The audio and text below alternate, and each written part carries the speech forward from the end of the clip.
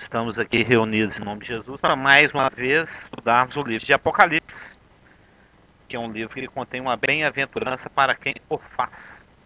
E então hoje, dia 25 de abril de 2013, ano Domini, estamos em Apocalipse 20.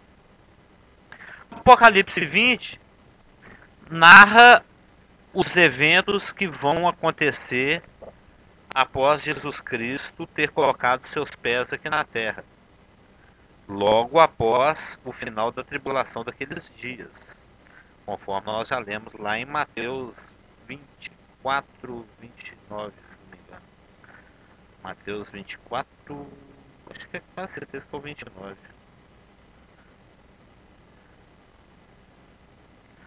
Mateus 24, 29. Logo em seguida a tribulação daqueles dias, aparecerá no céu o sinal do Filho do Homem, que é o próprio Filho do Homem, Jesus Cristo. Então Apocalipse 20 narra os acontecimentos, aquilo que vai acontecer depois que Jesus Cristo voltar, porque ele já esteve aqui uma vez, aproximadamente 2 milênios atrás. Jesus voltará, e aí o que ele vai fazer? Vamos ler no verso 1 do capítulo 20. Todo mundo aí em Apocalipse 20? Quem não achou, diga amém. Apocalipse 20 diz o seguinte: Então vi descer do céu um anjo. Tinha na mão a chave do abismo e uma grande corrente.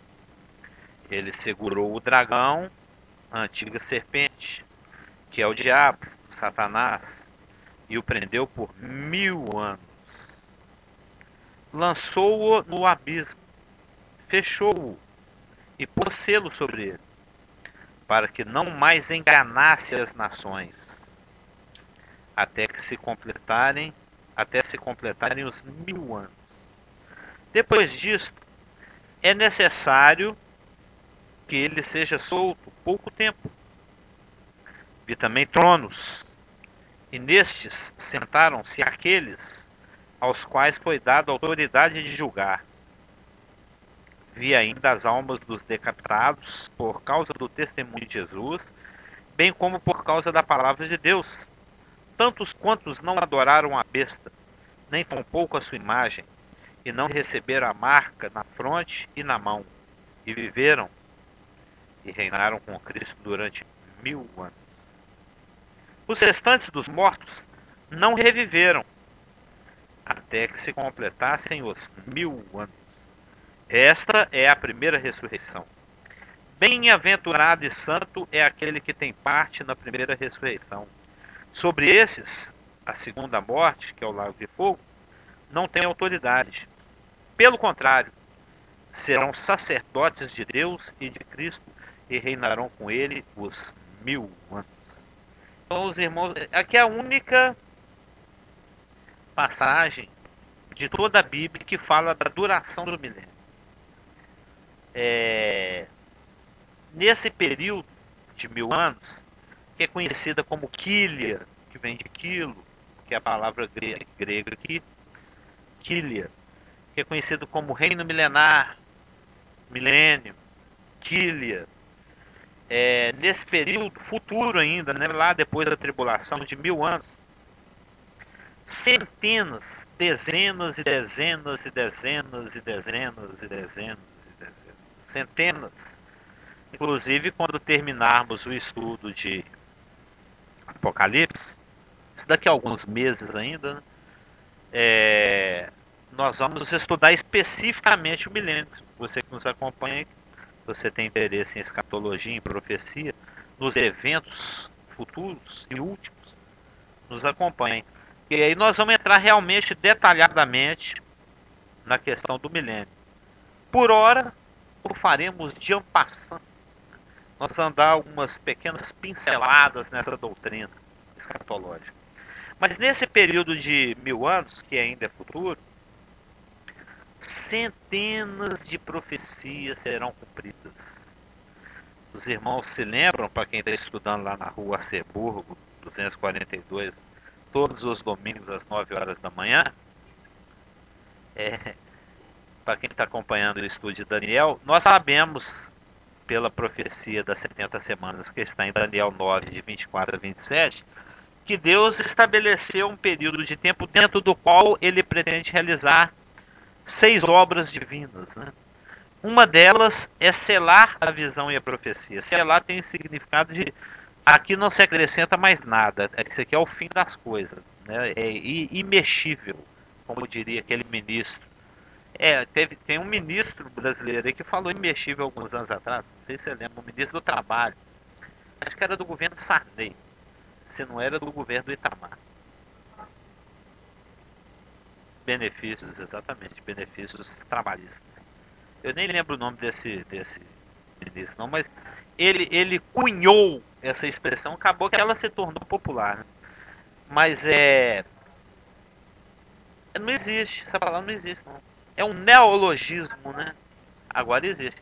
É um novo, logê, palavra. É uma palavra nova, ela já foi incorporada. Mas nesse período futuro do governo de Cristo, do milênio, do reino milenar, da Quília, centenas e centenas de profecias serão cumpridas. Profecias que estão aí aguardando cumprimento há 2.700, 2.500, 3.000, 3.500, 2.300, 1.900 anos. Muitas profecias. De todos os profetas, os únicos que não falaram do milênio foi Jonas, Naum, Abacuque, Ageu e Malaquias. Todos os outros falaram. Jonas, Naum, Abacuque, Ageu e Malaquias não. Mas todos os outros falaram. Então, a doutrina do milênio, a doutrina do reino milenar, a doutrina do governo de Deus direto sobre a humanidade, através do Filho de Davi, o Senhor Jesus Cristo, é uma doutrina abundantíssima nas Escrituras.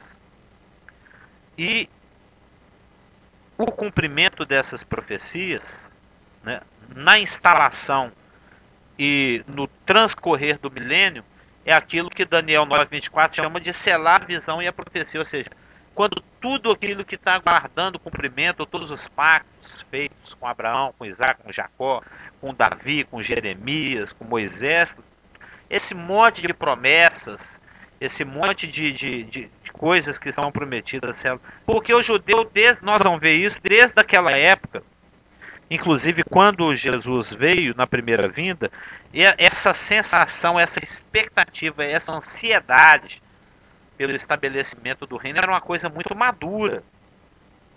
Eles estavam crendo que aquilo estava prestes a acontecer, e só não aconteceu porque eles panguaram, né? Eles não perceberam a vinda do Messias e os seus não receberam. Mas quanto mais os séculos avançam, essa expectativa volta a tomar fôlego, né? Ela novamente, a gente pressente que o momento escatológico final se aproxima. Então eu estou falando aqui de centenas de profecias que estão aguardando cumprimento e que o terão no milênio. Vamos a algumas. Por exemplo, em Salmo 72, que é um salmo totalmente messiânico, totalmente relacionado ao milênio, que é um salmo fantástico. A gente pode ler alguns versículos porque ele praticamente todo ele fala do milênio. Então, Salmo 72, vamos aos versos 7 e 8. Deixa a Bíblia cair, aonde ela abrir, ela está mais ou menos em Salmo. Aí é só você ir folheando até achar. Abriu a Bíblia lá no meião, é Salmo. Salmo 72, versos 7 e 8. Diz o seguinte: alguns exemplos das centenas de profecias que aguardam cumprimento no milênio. Floresça em seus dias o justo. Os irmãos, aliás, prestem atenção que nessas algumas passagens que nós vamos ler, são profecias, são promessas que falam de um período de justiça, de paz, de alegria, de conforto, de fartura, de igualdade social, de longevidade, ou seja, é a época áurea da humanidade. É aquele período bendito e cheio de benefícios que Cristo vai trazer. Tudo aquilo que o homem reivindica, né? Os maiores anseios do homem é justiça e paz. Todo mundo clama por isso, independente de ter o olhinho puxado, de ter a tez mais amelalinada, de ser menos amelalinado, de ser lourinho, de ter o cabelo menos liso. Em qualquer lugar do mundo, todo mundo clama por isso. Justiça e paz. E nessa época vai ter muito. É tudo, fartura. Não sei se nós vamos chegar a tanger alguma profecia dela, mas fala que vai ter fartura de mosto, fartura de trigo, fartura de fruta, rio correndo, abundância, brotando tudo para tudo quanto é lado. Sim. Sim. É como diz o Rafa, a cada 4 horas a barriga ronca. Né? Sim, não. A fartura também vai ter lá no milênio. Tem muitas profecias que falam disso. Vinho à vontade, trigo à vontade, fruta à vontade, comida à vontade, churrasco à vontade, tudo à vontade. Muito. O oriental, ele não vive sem vinho. Mas vamos lá. Floresça em seus dias o justo, e haja abundância de paz, até que cesse de haver lua. Isso acontece lá depois do milênio. Domine ele de mar a mar, e desde o rio, não o de janeiro, até os confins da terra. Já em Isaías, vamos seguir nos livros na ordem que fica fácil de folhear, né? Em Isaías 2, que é uma passagem muito conhecida também por falar do período do governo messiânico, a coisa hoje está subindo um pouquinho ali, né? Pisca ali só 1 ou 2 verdinhos. Eu também acho que sem microfone é melhor. Mas vamos lá. Isaías 2, de 2 a 4.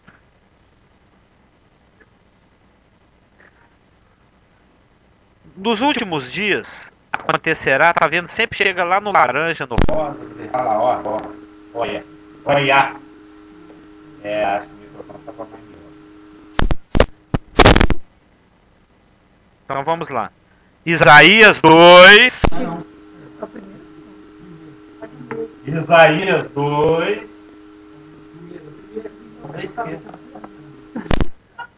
Isaías 2, eu vou falar bem alto.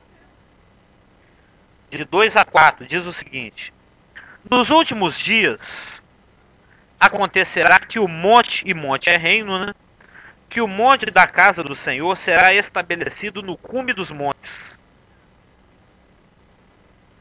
Isaías 2, de 2 a 4. E se elevará sobre os outeiros, e para ele afluirão todos os povos. Irão muitas nações e dirão: vinde e subamos ao monte, é o reino de Israel, ao monte do Senhor e à casa do Deus de Jacó, para que nos ensine os seus caminhos e andemos pelas suas veredas. Porque de Sião sairá a lei e a palavra do Senhor de Jerusalém. Depois você pergunta o pastor, está saindo bem lá o som? Já em Isaías 4, de 2 a 6, diz o seguinte: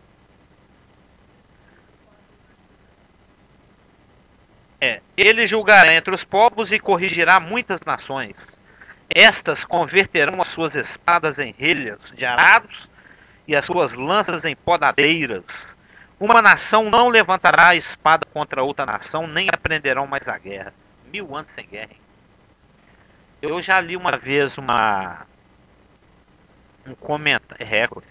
Eu vi uma vez um comentário, o único período da história da humanidade que ficou sem ter guerra em lugar nenhum foi o período de 42 anos que antecedeu mais ou menos ali alguns anos antes da morte de Cristo e logo depois até a morte de Cristo, entre o nascimento de Cristo e a morte de Cristo. Ele viveu ali aproximadamente 33 anos, com mais um bônus ali de 9, o único período da história. Foi 42 anos englobando a vida de Cristo, porque o príncipe da paz estava presente. E, humanamente falando, porque Roma mandava em tudo. Então Roma estabeleceu os seus domínios sobre toda a terra e impôs a Pax Romana. Você já deve ter ouvido falar. É aquela paz imposta pela espada de Roma, né? Sempre tinha um... Mas nessa época vão ser 1000 anos. 1000 anos de paz. Isso é inédito na história da humanidade. Não fica um dia sem um vizinho jogar uma pedra na janela do outro. Sempre tem alguma coisa. É. Uma nação. Acho que o fórum vai. Advogado vai falir.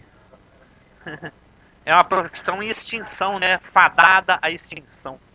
Uma nação não levantará espada contra outra nação, nem aprenderão mais a guerra. Já em Isaías 4, de 2 a 6, diz o seguinte: naquele dia, o renovo do Senhor será de beleza e de glória. O fruto da terra, orgulho e adorno para os de Israel que forem salvos.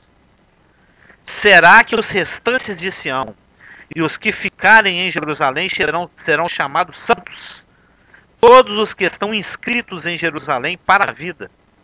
Quando o Senhor lavar a imundícia das filhas de Sião e limpar Jerusalém, o Daniel 9:24 dele, né?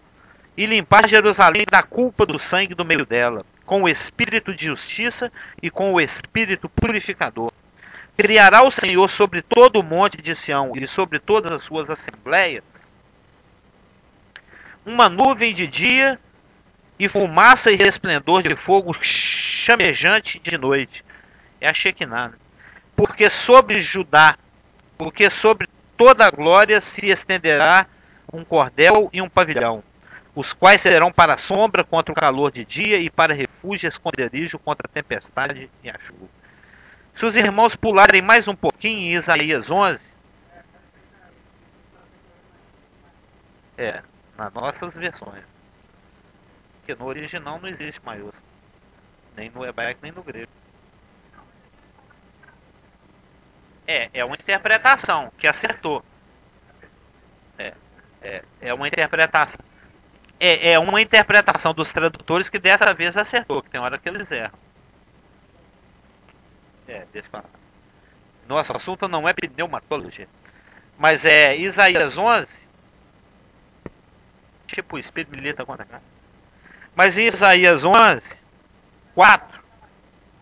Isaías 11, de 4 a 9, diz o seguinte: mas julgará os pobres e decidirá com equidade a favor dos mansos da terra.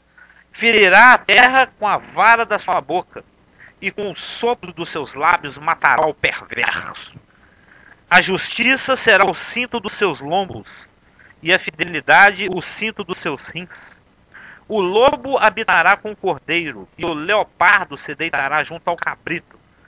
O bezerro, o leão novo e o animal cevado andarão juntos, e um pequenino os guiará. Vai ser um Disney, né? A vaca e a ursa pastarão juntas, e as suas crias juntas se deitarão. O leão comerá palha como boi. A criança de peito, esse é clássico, né? A criança de peito brincará sobre a toca da áspide, e já o desmamado meterá a mão na cova do basilisco.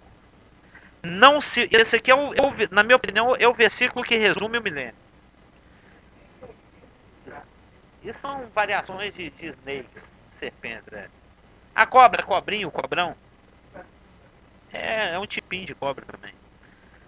O nenenzinho brincando com a cobrinha. Mas Isaías 11, 9 para mim é o resumo do milênio. Não se fará mal nem dano algum em todo o meu reino, meu santo monte. Porque a terra se encherá do conhecimento, como a água. Porque a terra se encherá do conhecimento do Senhor, como as águas cobrem o mar. Lembra? Isso é cantado, né? Como as águas cobrem o mar, toda a terra há de se encher. Não, o que cantava na minha igreja era essa aqui. Do meu Senhor. Tem muitas variações.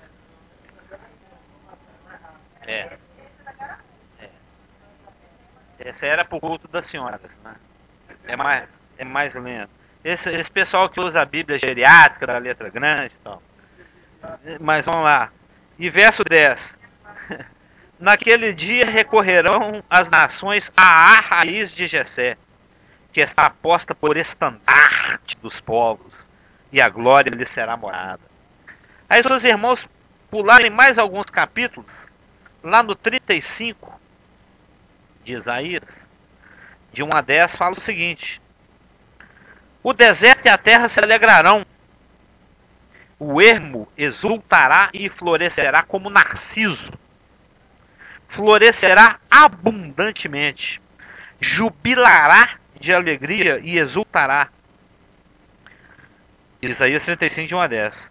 Deu-se-lhes a glória do Líbano, o esplendor do Carmelo e de Saron. Isso aqui é um assunto totalmente fito, né? Fitocultura, plantinha para todo lado. A Bíblia usa, se não me engano, só de árvores são 355 árvores são citadas na Bíblia. Fora os frutos e as flores. É porque o povo era agropastoril, né? Então tem que falar na linguagem que o pessoal entende. Eles verão a glória do Senhor, o esplendor do nosso Deus. Fortalecei as mãos frouxas e firmai os joelhos vacilantes. Dizei aos desalentados de coração: sede fortes, não temais. Eis o vosso Deus. A vingança vem, a retribuição de Deus, ele vem e vos salvará. Então se abrirão os olhos dos cegos e se desimpedirão os ouvidos dos surdos. Os coxos saltarão como servos e a língua dos mudos cantará. Pois as águas arrebentarão no deserto e ribeiros no ermo. Lembra? Falando de... O papo aqui é só fartura, só coisa boa. A areia esbraseada se transformará em lagos e a terra sedenta em mananciais de águas. Onde outrora viviam os chacais. Chacal sempre é sinal de deserto, de desolação na Bíblia. Crescerá a erva como com canas e juncos. E ali haverá bom caminho, caminho que se chamará o caminho santo. O imundo não passará por ele, pois será somente para o seu povo.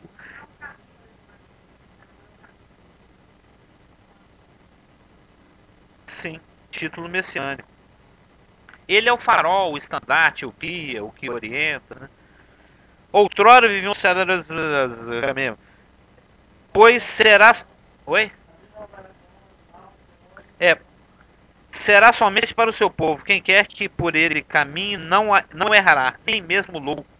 Ali não haverá leão, animal feroz não passará por ele, nem se achará nele, mas os remidos andarão nele. E assim voltarão os resgatados do Senhor, e voltarão a Sião com cânticos de júbilo. Eterna alegria e júbilo, coroa. Dá até vontade de cantar, né? Oi. Não, tudo aí tá fazendo... Isso aí é tudo um discurso antitético. Não que vai haver essas coisas, ferocidade, coisa e tal. O que tá fazendo, por antítese, é a negação disso. Sim. Não, em lugar nenhum. Isso é uma figura... É porque tem que conhecer a cultura hebraica. Para enfatizar o bom, cita-se o mal. Não que se esteja alegando a existência ou a possibilidade dele. É para dar um lumicolor no que é bom. Entendeu? É para enfatizar o que está prometido de bom aí. Se formos a Jeremias, lá no capítulo 23, Jeremias, Jeová Tsidequeno, né? Em Jeremias 23, de 5 a 8, diz o seguinte: eis vem dias, diz o Senhor, em que levantarei a Davi um renovo justo, e rei, que reinará, e agirá sabiamente. Jeremias 23, de 5 a 8. E executará o juízo e a justiça na terra.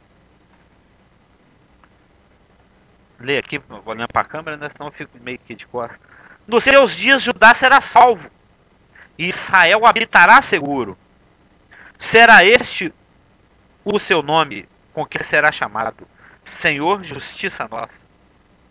Portanto, eis que vem dias, diz o Senhor, em que nunca mais dirão: tão certo como vive o Senhor, que fez subir os filhos de Israel da terra do Egito. Mas, tão certo como vive o Senhor, que fez subir, que trouxe a existência da casa de Israel da terra do norte e de todas as terras para onde os tinha arrojado, e habitarão na sua terra.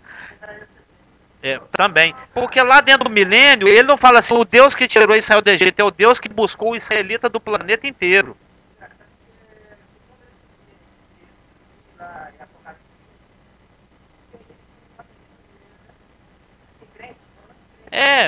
Tem muitos amilenistas. É porque, Rafael?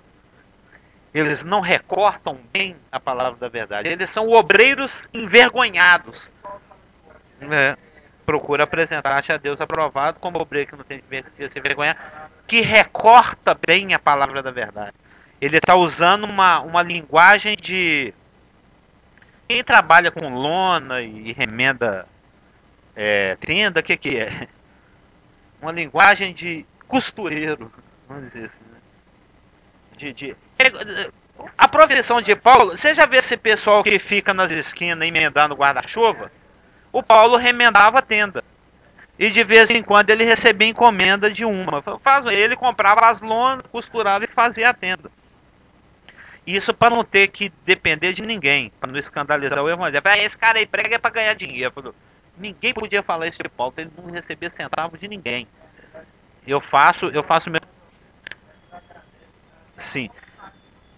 Isso quando alguém insistia muito, mas tinha que insistir muito para ele receber uma oferta. Ele era sábio, mas é para não gerar escândalo. Insinuação. Isso aí. Eu edito mais tarde. Para não citar ninguém, não estou citando ninguém. Não existe ninguém chama. Não existe ninguém chama dedinho mais tarde, né? Mas em Ezequiel 37. Vai no Antônio. Em Ezequiel 37. Em Ezequiel 37, de 24 a 28. Isso aqui é uma amostra do que nós vamos ver depois do estudo de Apocalipse. E nós não vamos apenas ler, nós vamos interpretar, esmiuçar no hebraico, concatenar, harmonizar e compilar. Aí vai ser outra história. Não, tem muito ainda no baú. Né, que o bom escriba ele tira do baú coisa velha e coisa nova. Não, mas não é ainda a hora. Para falar que não viu, né? Não, tem que passar um lumicola ao redor das letras, aí fica melhor. Mas Ezequiel 37, de 24 a 28, diz o seguinte. Ezequiel 37, de 24 a 28. O meu servo Davi reinará sobre eles. Todos eles terão um só pastor. Andarão nos meus juízos, guardarão os meus estatutos e os observarão. Habitarão na terra que dei a meu servo Jacó, na qual vossos pais habitaram. Habitarão nela eles e seus filhos, e os filhos de seus filhos para sempre. E Davi, meu servo, será seu príncipe eternamente. Farei com eles aliança de paz, será aliança perpétua. Estabelecê-los-ei e os multiplicarei, e porei o meu santuário no meio deles, para sempre. O meu tabernáculo estará com eles, eu serei o seu Deus, e eles serão o meu povo. As nações saberão que eu sou o Senhor, que santifico a Israel, quando o meu santuário estiver para sempre no meio deles. Oi.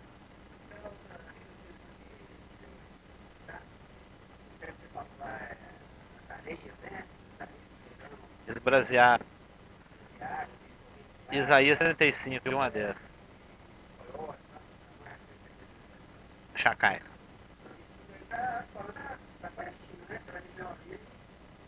Aquela terra que Deus vai dar e dividir por 12 e que vai do rio Egito até o rio Eufrates. É o que nós estamos falando, é dentro do milênio.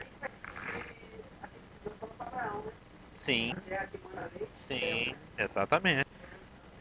Que ele chamou aqui de o que ele prometeu para Jacó. Que na realidade ele prometeu para Abraão, para Isaac, para Jacó, para Davi, para Moisés, para cada crente de Israel que creu nisso.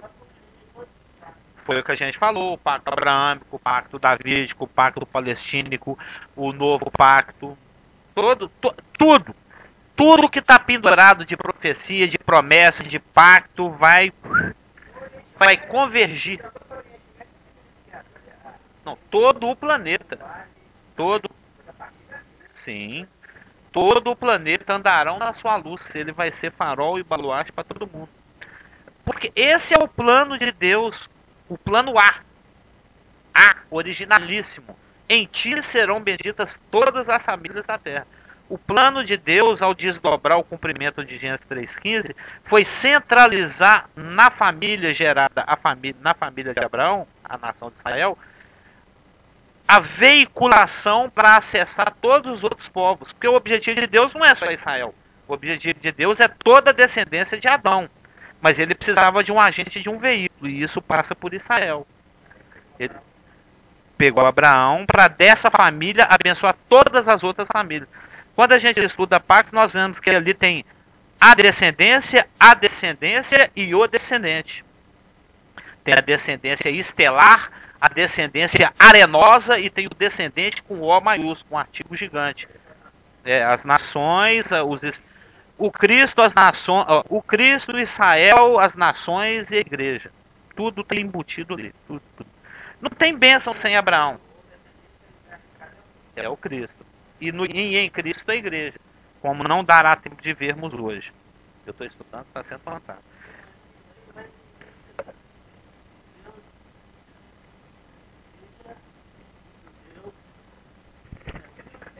Não, porque vai inverter, por exemplo, como o caso Milton falou aí, sempre foi Deus, né, o Messias, os judeus e depois os confins da terra. Né, tem uma sequência.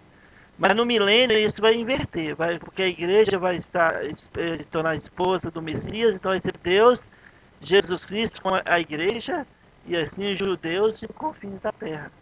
Né, vai ter uma sequência.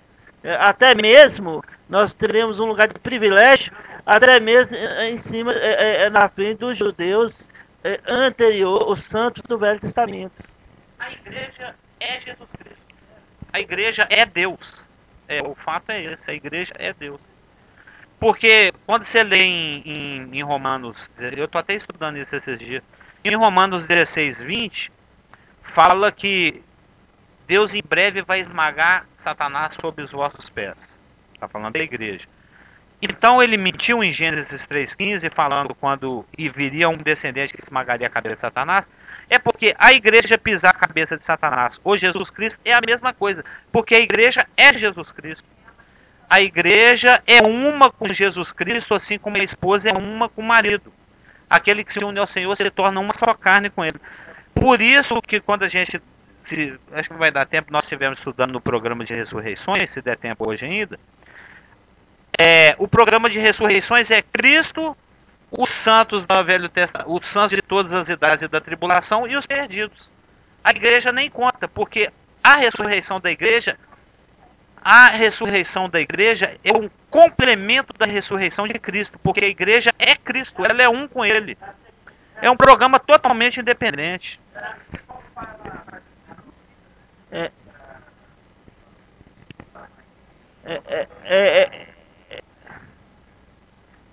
Essa que o Casamento falou é a sequência de 1 Coríntios capítulo 15, né, 23, 21, 23, vai adiante, né? Cristo as primícias dos que dormem, depois os mortos em Cristo, né? Depois os mortos em Cristo, e depois nós, os vivos daquele tempo, e aí tem um período de 7 anos, e só no próximo 7 anos os santos do Velho Testamento e os que foram decapitados durante a tribulação. Aí completa a ressurreição do justo. A primeira, porque a última são dos perdidos. Mas não era isso que eu queria falar, não. Eu ia falar outra coisa, mas aí o Casamento me atrapalhou. Deixa eu pensar. Frase.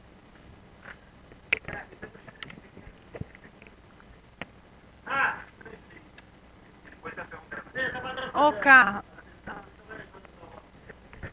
Porque estou falando sobre Jesus Cristo sendo a igreja sendo parte da vida de Deus, né? Porque quando a pessoa, o que faz a pessoa membro da igreja, membro da igreja, é Jesus habitando aquela pessoa. A pessoa quando nasce de novo, ela é selada pelo Espírito Santo e por Jesus Cristo. Então, naquele momento que ela nasce, ela vai ser parte da igreja de Jesus Cristo. Não é indo numa quatro paredes, não é uma igreja como uma organização que você é membro da igreja de Jesus Cristo. Você tem de nascer de novo. Então, Jesus habita, não mais eu vivo, mas Cristo vive em mim. Então, logo eu sou membro da igreja. Logo, a igreja faz parte da vida de Deus. Nós fazemos parte da vida de Deus. Nós somos, no caso, tornamos com Ele.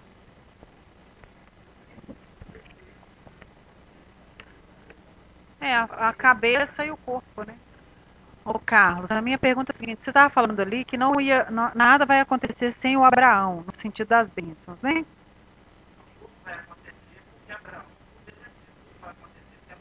Gira em torno da obediência, né? E aí eu estava pensando hoje, aí, você falando disso, porque quando a Bíblia fala sobre abençoarei os que te abençoarem, referindo a Israel, está falando só com relação a nações, porque hoje a gente vê que as nações que protegem Israel são nações que são visivelmente abençoadas, prósperas. E isso pode ser estendido para uma bênção individual, por exemplo, uma pessoa que ora, os que oram.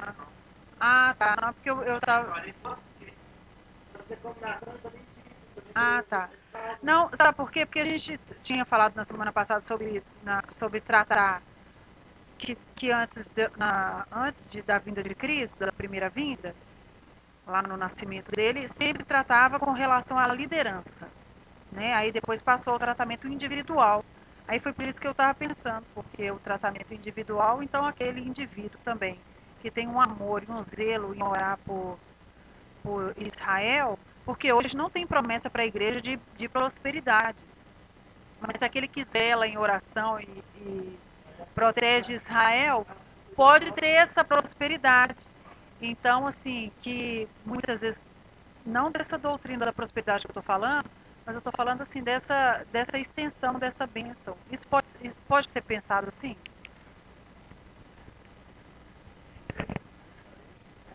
Sim. Pode ser pensado assim.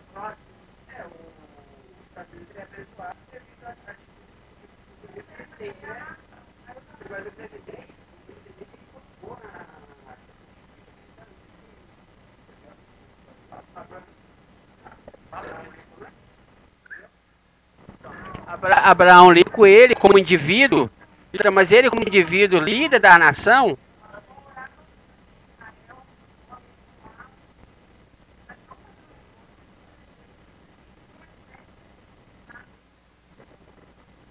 Então, mas o Abraão Lincoln como o Abraão Lincoln, a nação dos Estados Unidos foi no vácuo da atitude do presidente, do líder da nação, que foi Abraão Lincoln, que colocou na Constituinte americana, né?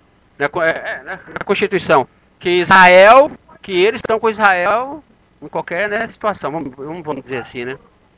Entendeu?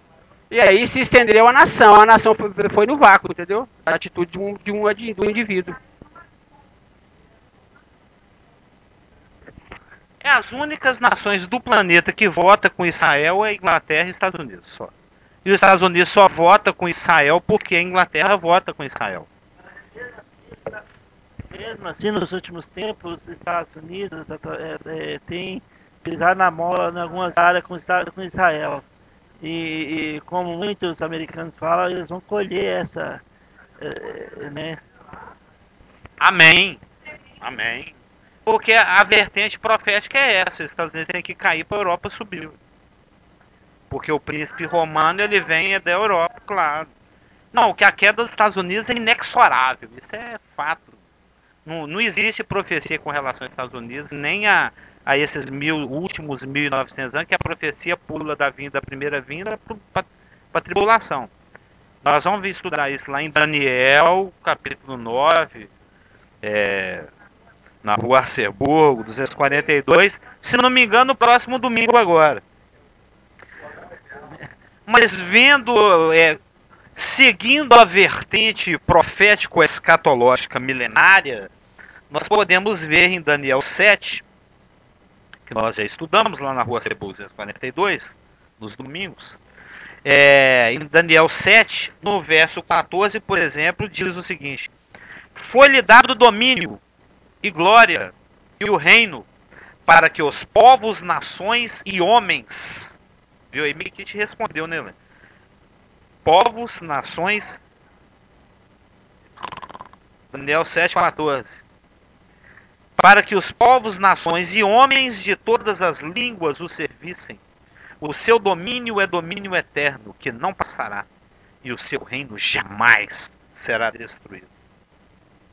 E no verso 27 do mesmo Daniel 7, diz o seguinte: o reino e o domínio e a majestade dos reinos, debaixo de todo o céu, serão dados ao povo dos santos do Altíssimo. Isso bate lá com aquilo que a gente acabou de ler em Apocalipse 20, que eles reinarão com Cristo no milênio. E o seu reino será reino eterno, e todos os domínios o servirão e lhe obedecerão. Aí se os irmãos pulam para o próximo livro, lá em Oséias 3, nos versos 4 e 5, diz o seguinte: porque os filhos de Israel, isso está acontecendo hoje, né? Ficarão por muitos dias sem rei, sem príncipe, sem sacrifício, sem coluna, sem estola sacerdotal ou ídolo do lar. Isso está acontecendo nos últimos 1848 anos. Porque depois tornarão os filhos de Israel e buscarão ao Senhor seu Deus e a Davi seu rei. E nos últimos dias, tremendo, se aproximarão do Senhor e da sua bondade. Contou o resumo dos últimos séculos da história de Israel e apontou para o seu futuro profético pós-tribulacional milenário, né? Aí se os irmãos pularem já para o próximo capítulo, para o próximo livro, que é Joel, em Joel 3, 18 a 20, diz o seguinte: e há de ser que, naquele dia, observa, isso aí é meio que um termo técnico, né? Um termo técnico para o período que é conhecido como o Dia do Senhor.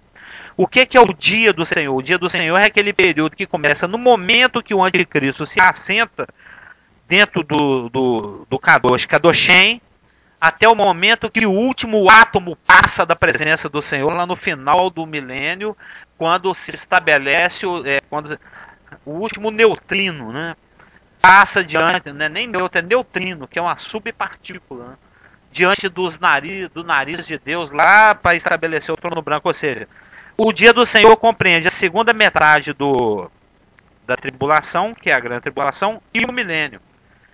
A segunda metade da tribulação, aquele período intermediário de 75 dias e mais o milênio. Isso é o que a Bíblia chama de o dia do Senhor, que muitas vezes é citado na profecia assim: naquele dia, naquele dia. Começa a observar isso aí. E há de ser que, naquele dia, os montes destilarão o mosto. Olha o vinho chegando aí, ó. E os outeiros manarão leite. É lógico que são figuras de linguagem para falar de abundância, né? Para falar de rango sobrando, de fartura. Não existe pé de leite, né? Eu tô vendo 2 daqui, mas tudo bem. Aliás, tô vendo 4. Ah, não. Você se fosse o pé da Lulu, quer dizer, você é figueira. A minha mulher que é leite. Se a Lulu estivesse aqui e fosse estivesse descalço, eu veria um pé de leite, que é o pé da Lulu. É que o sobrenome dela é leite. Tá vendo o que você faz? Você me desvia. E todos os rios de Judá estarão cheios de águas. Sairá uma fonte da casa do Senhor e regará o vale de Sitim, que é lá onde está o Mar Morto, né? O Egito se tornará uma desolação.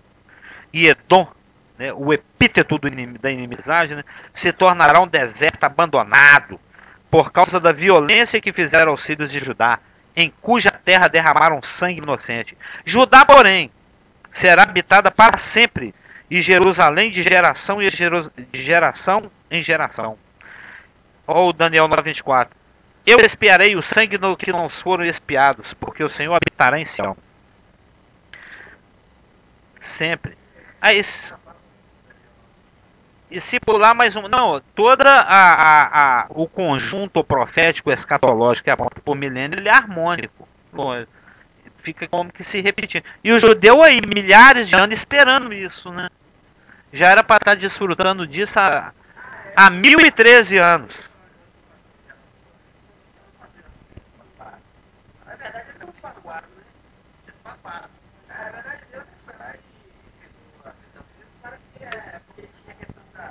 Não, mas Deus vedou os olhos e os ouvidos deles judicialmente, como retribuição a uma atitude que eles já vinham tomando desde o Sinai, de rejeição à lei do Senhor. Entendeu? Sim, dentro da soberania de Deus. Mas Deus não fez para alcançar os objetivos que ele pretendia.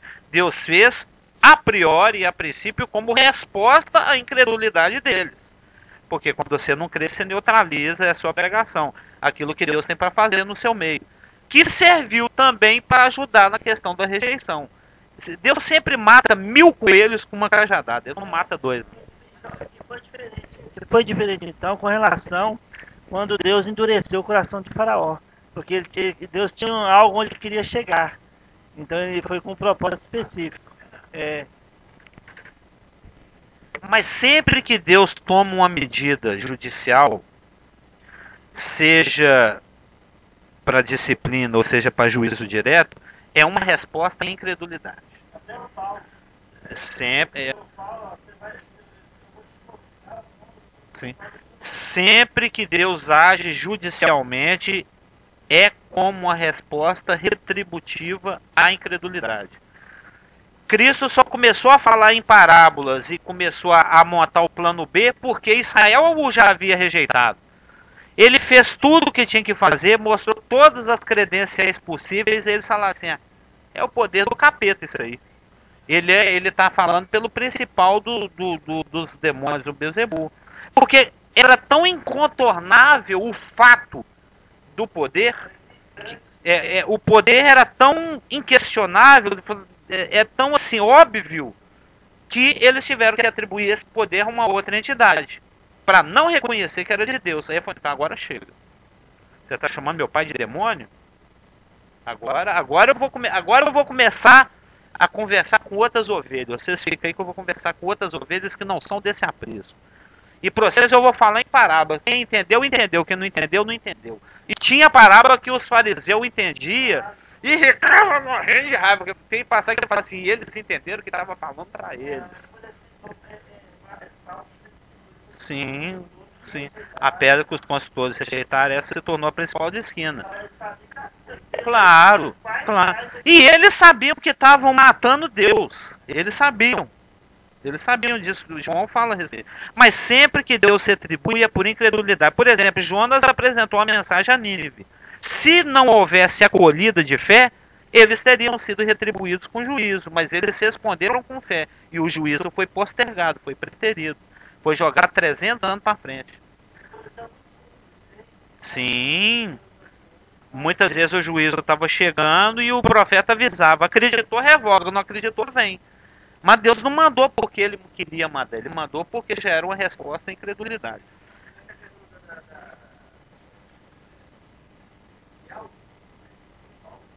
Não, ele que citou Paulo. Eu. Não põe palavras em minha boca.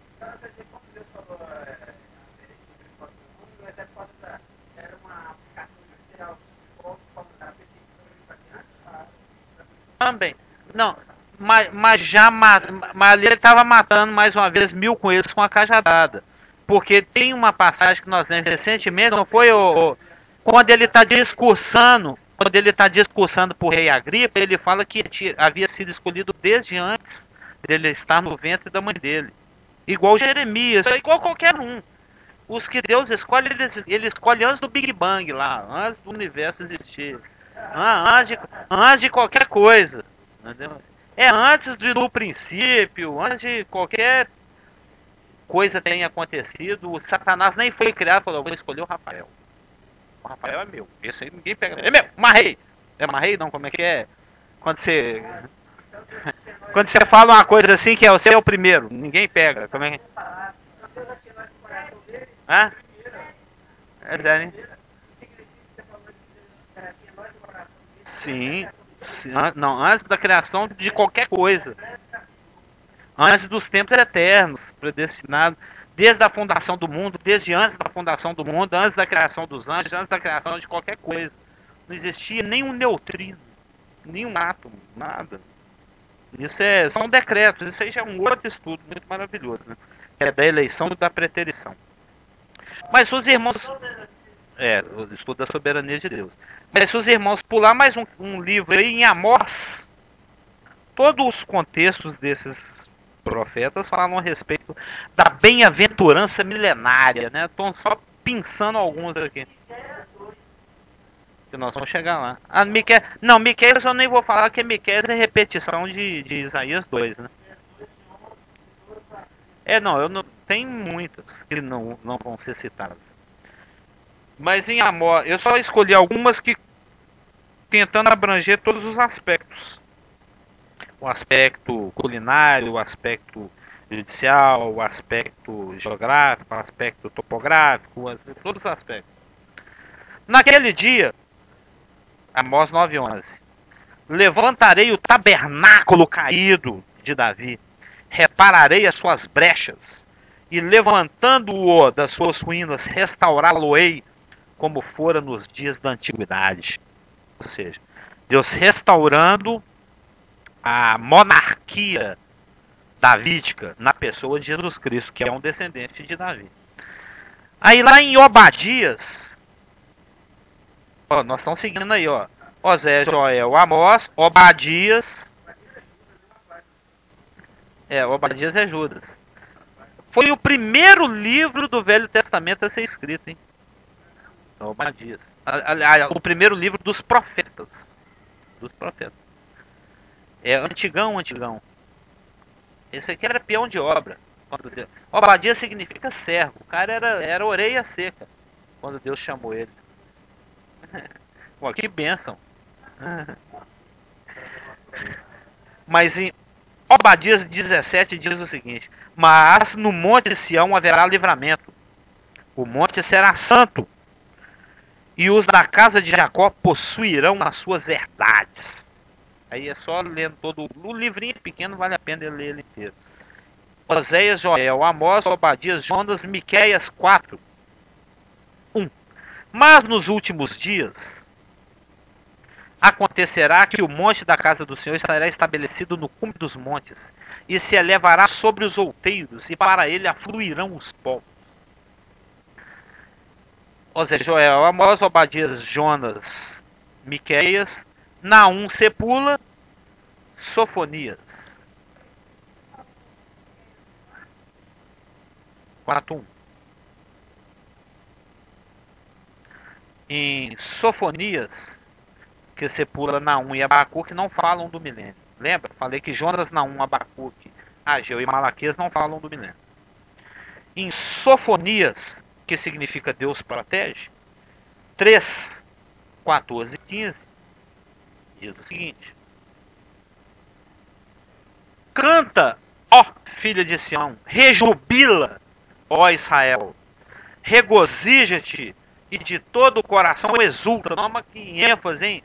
Canta, rejubila, regozija, exulta, ó filha de Jerusalém.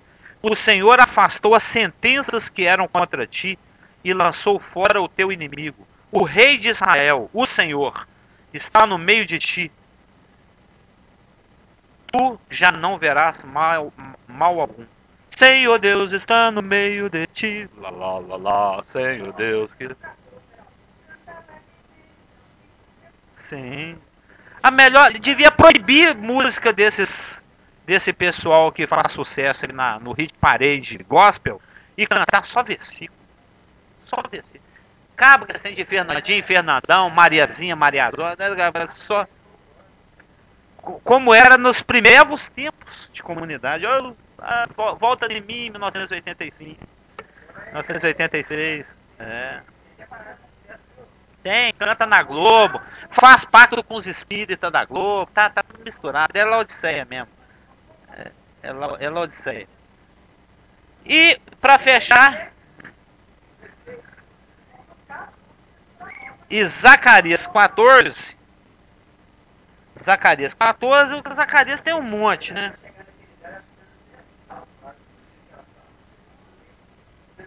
Zacarias 14, os irmãos podem ler o capítulo inteiro. Não vou nem ler, porque a gente já tem lido muito. Zacarias 14 inteiro.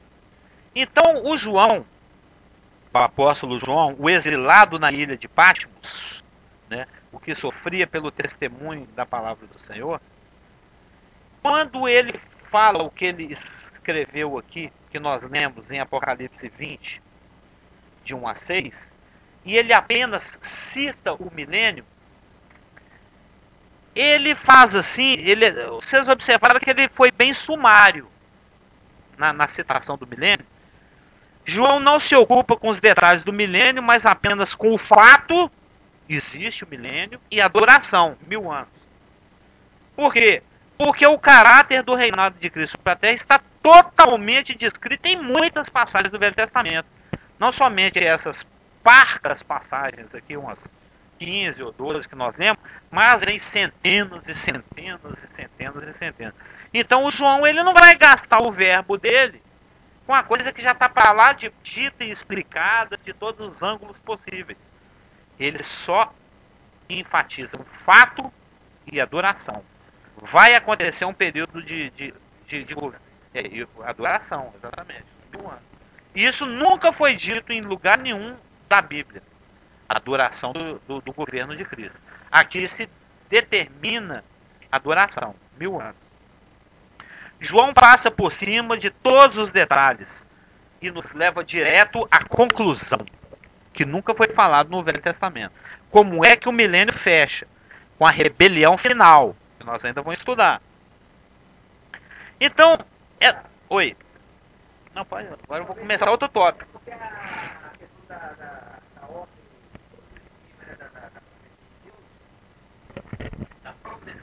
Talvez por causa da progressividade da quê?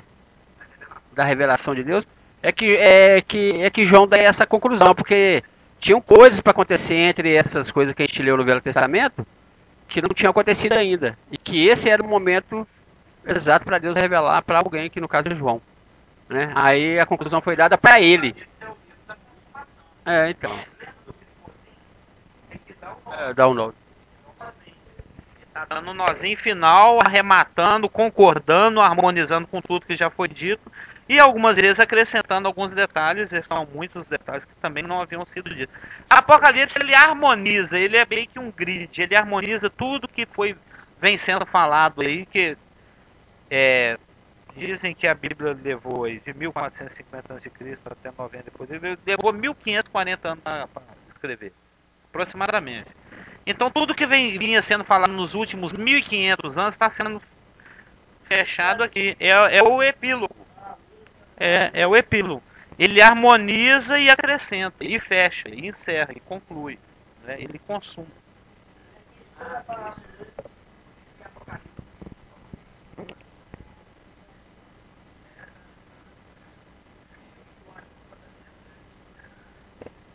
Na época de Daniel, porque na época de Daniel falou, cela porque está longe, agora não. Fala para todo mundo, não seres as palavras desse livro. Mas Apocalipse, ao trazer a luz a todo o plano divino, ele também ingesta a palavra de Deus. Ele, no sentido de que está concluído, já está tudo explicado. Não, no sentido de que tem um início, meio e fim. Todo programa de Deus está. Então, ela conclui ali o plano divino de Deus. Então, em vez de gestar, usa a palavra concluir o plano, consuma o plano de Deus, que de uma forma ampla e clara, de acordo com isso aqui. Tanto é que lá na época do Daniel que você citou, a coisa estava tão longe que o anjo falou para Daniel, não sela isso aí porque está longe ainda. Já que em Apocalipse 22, 10, fala, disse mais, não seles as palavras da profecia desse livro, porque o tempo está próximo. Agora não está longe não, agora até é próximo. Agora está acabando. Então essas profecias todas, que ele fala desse período aí que a gente viu, algumas das características, justiça, paz, alegria, conforto, fartura, blá blá blá blá blá, é um período esse período do governo, porque o judeu lia a Torá, o Neviim, o Ketuvim, lia o Taná, lia as profecias, e ele, puxa, quanta coisa, quantas promessas. Sapato, vestido, relógio, caixa de bombom, é igual você prometer um monte de coisa para sua mulher. Ela vai viver na expectativa. Se eu prometer sapato para Lulu, ela nem dorme. Porque vai gostar de sapato assim. Então ele vivia naquela. Onde é que vai chegar essa hora logo? Que dia que nós vamos no Baby B? Né? Fica aquela expectativa, aquela ansiedade. Então esse período, onde tudo isso foi prometido, era um período que era ansiosamente aguardado pela nação. Eles viviam nessa expectativa. Já há milhares de anos.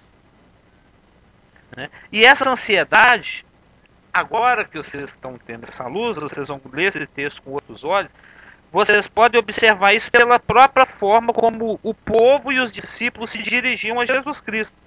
Agora vamos dar algumas passeadas aqui pelo Novo Testamento. Nós vamos citar ele aqui agora. Em Lucas 2. O que eu vou pedir para os irmãos observarem agora é que os contemporâneos de Jesus Cristo, e não somente eles, mas todas as gerações de israelitas que existiram antes e até hoje, isso atravessa os séculos e os milênios, viviam nessa expectativa. A expectativa de que Deus ia cumprir esse monte de coisa bacana aqui que ele prometeu. Que está em praticamente todos os profetas. Em toda a Tanar. Né? Então em Lucas 2, por exemplo, no verso 25, a gente lê o seguinte, ó. Havia em Jerusalém um homem chamado Simeão. Um homem este justo e piedoso que esperava a consolação de Israel. E o Espírito Santo estava sobre ele. A palavra consolação aqui meio que está resumindo tudo isso aí que foi falado, e essa pessoa que vai trazer tudo isso que foi falado e prometido. Ainda aí dentro do Lucas 2, lá no verso 38, uma outra anciã, né, a Ana, e chegando naquela hora dava graças a Deus e falava a respeito do menino a todos os que esperavam a redenção de Jerusalém. A mulher, essa anciã, começou a dar o esparro, né? Ó, chegou, gente, chegou! Agora chegou, o moço tá aí, ó. Messias chegou, porque eles tinham o Espírito Santo sobre eles, eles tinham a percepção, esse aqui é o Messias, ó, Deus menino, Emanuel, Deus se transformou, Deus de fralda. Não sei se tinha fralda na época, né? Mas Deus está aqui de paninho, tá no colo da mamãe aqui, ó. E não era só ela, Ana ou Simeão. Muitos, os crentes, o remanescente da época, esperavam a redenção de Jerusalém. Sim.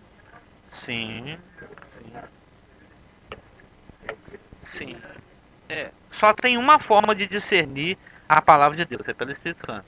Senão você gera um entendimento que não leva a conclusões humanas e racionais. É indigesto, vamos dizer assim. Não é docinho.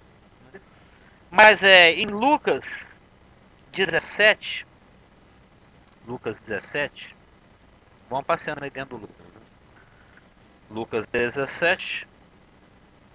É lógico que muitas dessas coisas que são ditas aqui, muitas vezes são repetidas nos outros evangelhos, porque eles são sinópticos, paralelos e complementares. Mas em Lucas 17, do 20 ao 24, diz o seguinte. Você citou os fariseus, né? Interrogado pelos fariseus sobre quando viria o reino de Deus, esse também está na expectativa. Cadê? Jesus lhes respondeu: não vem o reino de Deus com visível aparência. Nem dirão, ei-lo aqui ou lá está. Porque o reino de Deus está dentro de vós. A seguir, dirigiu-se aos discípulos. Virá o tempo em que desejareis ver um dos dias do Filho do Homem e não o vereis. E vos dirão, ei-lo aqui ou lá está, não vades nem o sigais. Porque assim como o relâmpago fuzilando brilha de uma à outra extremidade do céu, assim será no seu dia o Filho do Homem. Mas importa que primeiro aí vai todo o contexto. Mas a única coisa que eu quero destacar aqui é que existia uma expectativa. Os fariseus estão aqui também ansiosos. Em Lucas 19, 11, Lucas, sim, na expectativa, na expectativa, isso dá galardão, na expectativa do, eu não sei qual coroa que é não, mas tem uma coroa, é coroa de glória? Para quem espera a vinda do Senhor, ela nem acredita no arrebatamento. Tem crente que não acredita, você sabe disso, né? A maioria até não acredita em arrebatamento nem em milênio. A maioria é preterista ou histórico. Poucos são futuristas. Florianópolis, quando tinha um escritório lá na parte de cima, foi um homem lá com a Bíblia na mão para tentar provar para mim que a igreja não seria arrebatada. Mas ele vai, quer queira, quer não. Se for nascer. Mas em Lucas 19, 11 diz o seguinte. Lembra, isso aqui é o 10 de Nissan, é o cordeiro sendo apresentado para ser sacrificado 4 dias depois, mas também é o último dia da 69ª semana de Daniel, o último dia que Jerusalém tem a oportunidade de reconhecê-lo como Hamashiach ben Davi. Né? Eu também amo. Ouvindo eles estas coisas, Jesus se apresentando como Messias lá no Jumentim, Zacarias 9:9. Não, estou em Lucas 19, 11. Ouvindo eles estas coisas, Jesus propôs uma parábola, visto estar perto de Jerusalém, e lhes parecer que o reino de Deus havia de manifestar-se imediatamente. Está todo mundo ali na expectativa. Opa, o rei agora está chegando. Hosana nas alturas, bendito que vem a saudação messiânica. Nós já falamos sobre isso. Se o irmão também vai em Lucas 23, 51, Lucas 23, 51, os irmãos leem o seguinte. Eis que certo, 51, eis que certo homem chamado José, membro do Sinédrio, o que emprestou o sepulcro dele para Jesus enterrar, né? Ele era daquele grupo da liderança, homem do Sinédrio. Homem bom e justo, que não tinha concordado com o desígnio e ação dos outros, de matar Jesus, né, lógico. Natural de Arimateia, cidade dos judeus, e que esperava o reino de Deus. Tá na expectativa aí, ó. O rapaz está querendo entrar no milênio. Um capítulo adiante, em Lucas 24, 21, diz o seguinte. Ora, isso aqui são aqueles dois discípulos a caminho de Emaús. O texto da minha conversão. E Jesus já tinha aí alguns dias que tinha morrido. Não me lembro quanto tempo. Ele fala aí, já hoje é o terceiro dia. Já hoje é o terceiro dia. Jesus papeando com eles pela estrada. Eles não reconhecendo que era Jesus ressurreto. Pois é, a gente tinha tanta expectativa. Eu podia apostar que ele era o Messias, gente. Tinha tudo para ser o Messias. Se não fosse esse, não tem outro. Acho que não tem condição dele não ser o Messias. Tava na cara que era ele, mas ele morreu. Porque eles não discerniam aquela questão dos sofrimentos e da glória. Lembra que os profetas que escreviam essas coisas, eles mesmos entendiam. O Daniel mesmo, acho que no capítulo 12, ele fala que eu ouvi, mas não entendi. Eles não viam o tal buraco. O buraco profético, o vale profético da igreja entre a primeira vinda e a segunda. Eles não conseguiam conciliar. E o Galo gloriosamente perdeu o campeonato. Como é que é isso? Gloriosamente perdeu?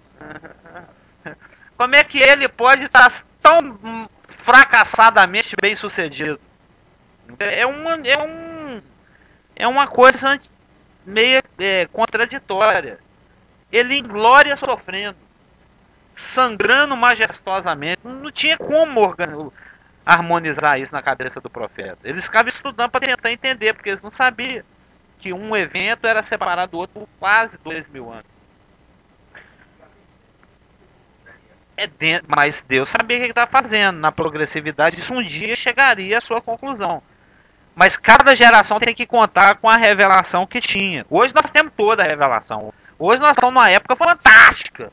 Nós temos a mente de Cristo, tudo já foi revelado, tá tudo aí, é só abrir a Bíblia que a luz brilha, né? O Espírito Santo, que nem está sobre nós ou perto de nós, ele está dentro de nós, ilumina, nos ensina todas as coisas, anuncia as coisas que eu devia. Lucas, João 16.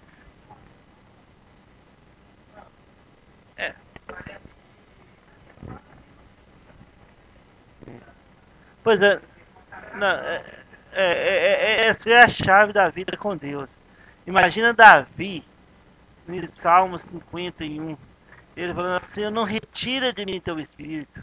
Nossa, ele clamando para Deus não retirar o espírito dele, porque o Espírito Santo naquela época ele vinha e voltava. Hoje nós somos selados pelo Espírito Santo. Imagina Davi vivendo nessa época.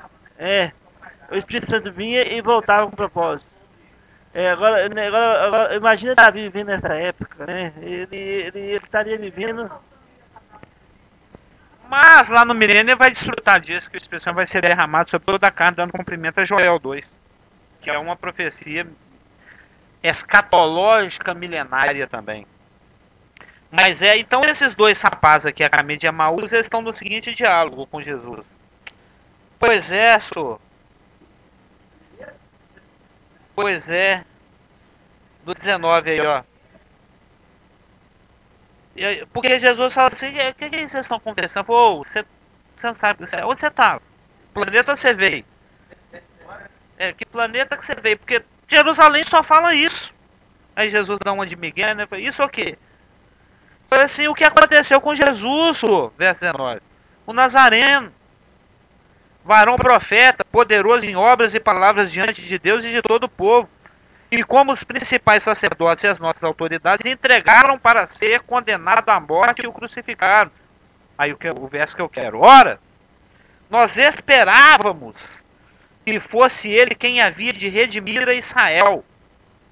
Mas depois de tudo isso, é hoje o terceiro dia e nada. Ou seja, eles viviam nessa expectativa da implantação de tudo isso que Deus havia prometido nessas várias passagens que nós lemos e em muitas outras. Aí se os irmãos forem também em Mateus 19, 21.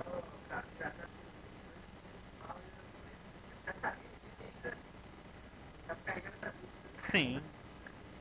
Porque como diz o judeu Silvio Santos, eu só acredito. Como diz o Tomé, não é possível. Em Mateus 19, 21 diz o seguinte: ele já havia tocado, e afora a expectativa natural do judeu, que vivia à sombra de todas essas centenas de promessas, Jesus às vezes tocava no assunto também. Ele chegou a falar isso aqui com os apóstolos, ó, que a gente já citou recentemente, em Mateus 19, 28. Mestre, nós largou tudo, e agora? O que é que eu estou ganhando com isso? Jesus responde: em verdade vos digo, os que me seguistes, quando da palingenésia o Filho do Homem se assentar no trono de Deus, ou no trono da sua glória, também vos assentareis em 12 tronos para julgar as 12 tribos de Israel. Oba! Eles esfregaram a mão. Quer dizer, então, que no tempo da restauração, que é a tradução da palavra grega palingenese, que significa recriação, dentro do contexto, dentro de Mateus 19, 28, dentro do contexto de tudo isso que a gente leu no Velho Testamento e de outras passagens, a palavra significa reorganização da ordem social.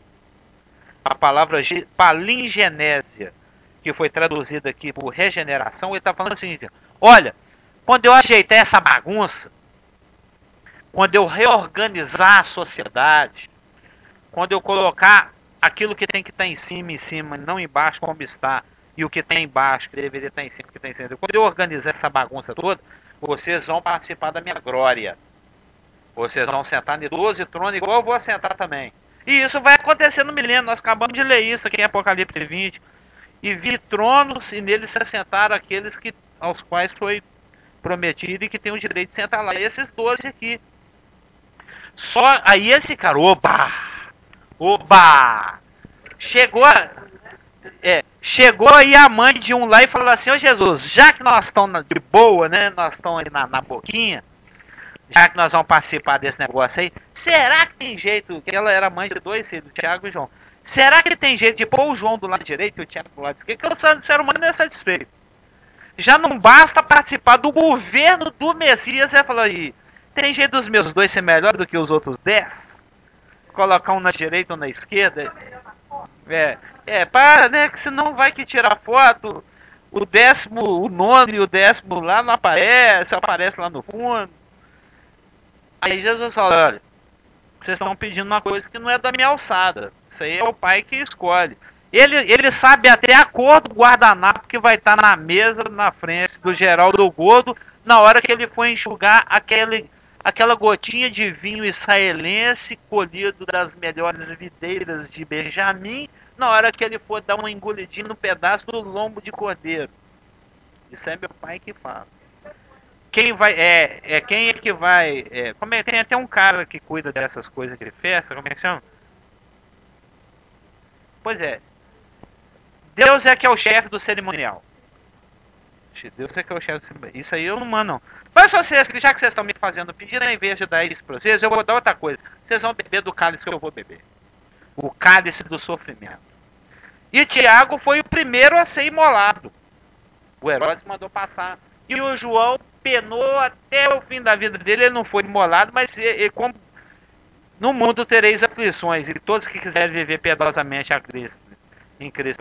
Ele foi o mais perseguido, que viveu muito, ele viveu um século, foi até lá no fim, e ainda passou a velhice dele quebrando pedra. Então, no cerimonial não mexo não, mas do meu caso de sofrimento vocês vão beber, pode deixar comigo, isso aí eu garanto, porque isso aí eu cuido. Então eles já naturalmente viviam nessa expectativa, como todas as gerações de judeus. Sim. Inclusive, matando 1000 coelhos com uma pedrada.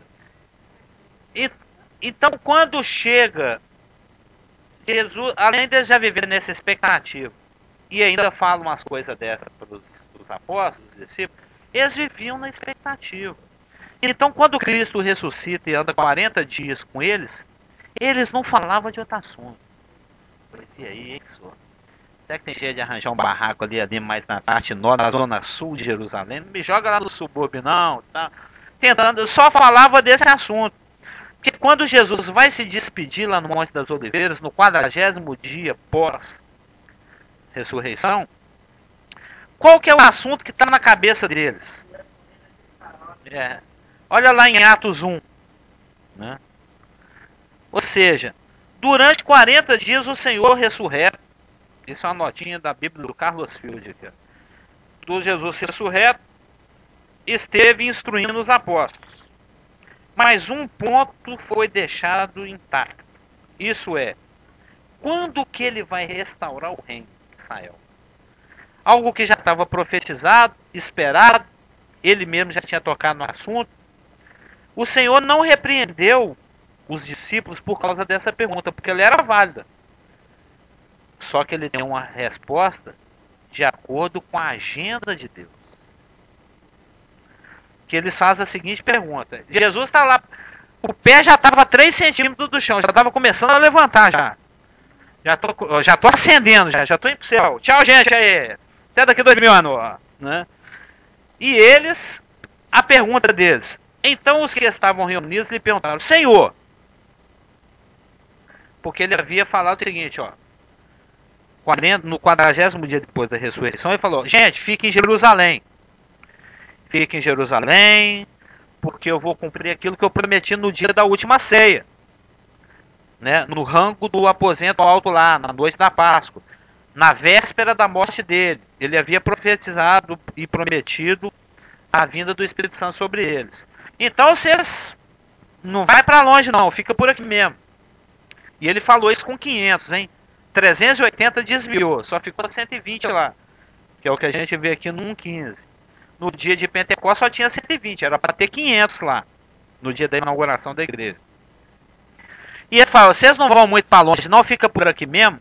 que não muito depois desses dias, ou seja, 10 dias depois, eu vou cumprir a promessa do Pai, aquela que eu prometi lá em João 14, 15, 16 e 17. Vocês vão ser batizados com o Espírito Santo, não muito depois desses dias. Não muito depois desses dias. Aí eles perguntam, por falar em não muito depois desses dias, por falar em quando, né? Os que estavam reunidos lhe perguntaram, Senhor, vai ser nesse tempo, aqui daqui não muitos dias, em que restaures o reino a Israel? Vai ser agora? É agora? Tá chegando a hora? E aí? Tira o pé da minha janta aí, Jesus. Estabelece esse reino logo, é isso? Ele falou, olha, traduzindo, não é da sua conta. Não é? Traduzindo o versículo 7 foi mais ou menos assim, não é da sua conta não. Não vos compete conhecer tempos ou épocas que o Pai reservou pela sua exclusiva autoridade. Mas vamos voltar aqui no meu assunto. Mas recebereis poder ao descer sobre vós o Espírito Santo, e sereis minhas testemunhas, tanto em Jerusalém, como em toda a Judéia e Samaria, até os confins da terra. E aquele ali está afinado em Atos. Ó. Nós lemos Atos inteirinho esses dias aí. Foi uma barata.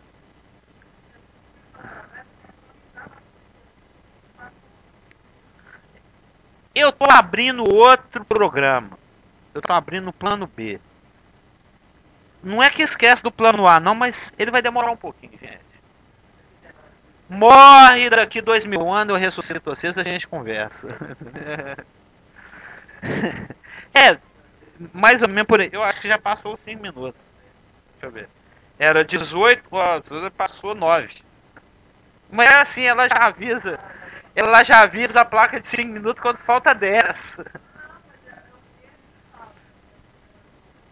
Mas era mistério que nós terminássemos esse ângulo, porque João está falando de uma maneira resumida de algo que era amplamente detalhado na Taná, ansiosamente esperado por todas as gerações de israelitas, inclusive a geração de Jesus e as de hoje também. E essa é a oração judaica, que tem muito cristão que gosta de fazer, mas tem absolutamente nada a ver com a igreja, que é a oração do remanescente judaico tribulacional. Venha a nós o vosso reino e nos livra do mal, porque o bicho está pegando. É uma oração judaica tribulacional. Então, estabelecido o fato, e João passa por alto todos esses detalhes, porque isso já foi amplamente detalhado, e agora eu só vou falar do fato, é fato. Vai ter o reino, vai ter o governo milenário e ele dura 1000 anos. Mas para que ele aconteça é necessário que nós entremos em outro, que algo aconteça, a ressurreição. Porque Deus não é Deus de mortos, ele é Deus de vivos. E ele vai ressuscitar essa turma toda que morreu à toa. Simeão, Ana, Abraão, Davi, Moisés, morreu esperando e ficou por isso mesmo. Eles têm que ressuscitar. Então na semana que vem, não perca! Estudaremos a doutrina da ressurreição. Amém? Pode orar encerrando?